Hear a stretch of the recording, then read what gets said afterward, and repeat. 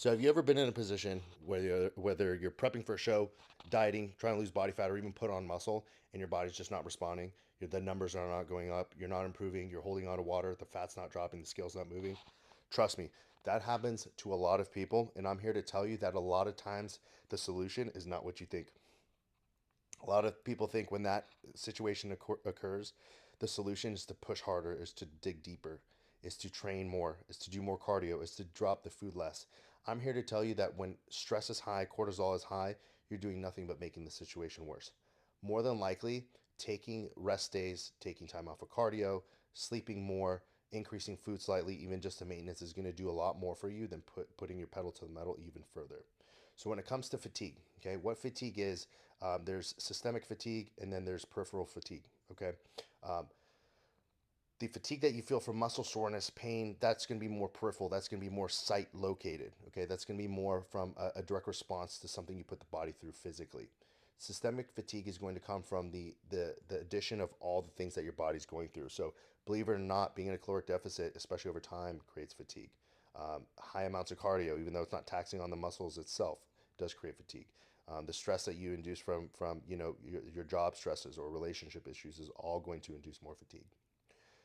With that being said, that total load of all that fatigue put together is going to be that systemic fatigue that you need to drive down.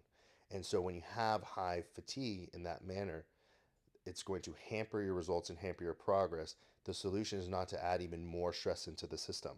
In order to get your body to respond, you got to pull stress away from the system.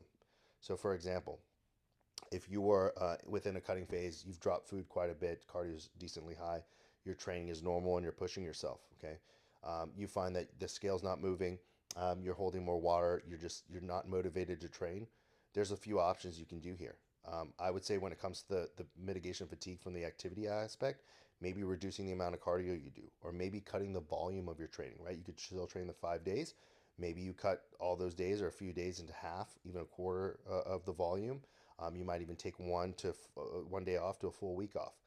That's where a coach like me would really decipher how much fatigue do we have and what a response is going to be, right? But if you're on your own, trying one of these things is going to help you break that plateau, allow your body to recover and come back stronger.